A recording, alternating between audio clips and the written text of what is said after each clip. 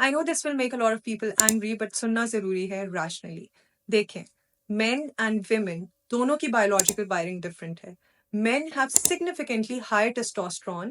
That's the hormone driving sexual need. जब एक लड़के की बॉडी प्यूबर्टी हिट करती है, उनकी बॉडी का एक नेचुरल सिस्टम डेवलप हो जाता है जहां उनको फिजिकल कनेक्शन की जरूरत होती है every single day, sometimes multiple times.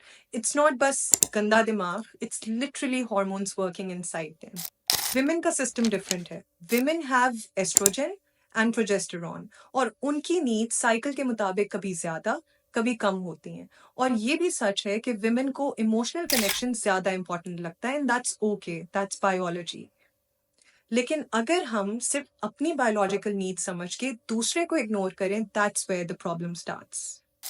शादी के बाद when a man comes to you, his wife, to fulfill his biological and emotional need, and you keep saying no, don't touch me, I'm not in the mood, रोज हर दिन, फिर क्या होगा? Let me be brutally honest.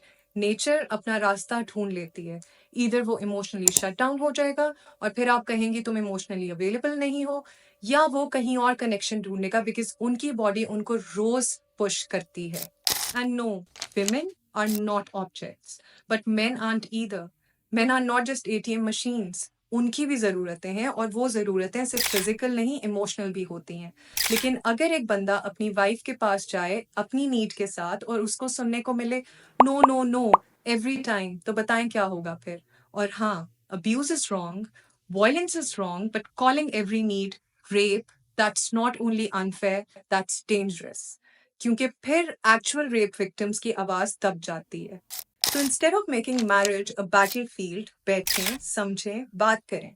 शादी में सिर्फ एक इंसान की नहीं, दोनों की नीड्स होती हैं, इमोशनल और physical.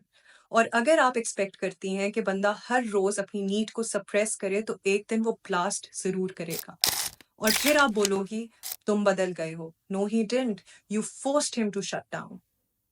So let's stop this fake narrative. And nature doesn't care about your mood. Hormones work every day. So if you want a healthy marriage, understand biology, understand each other.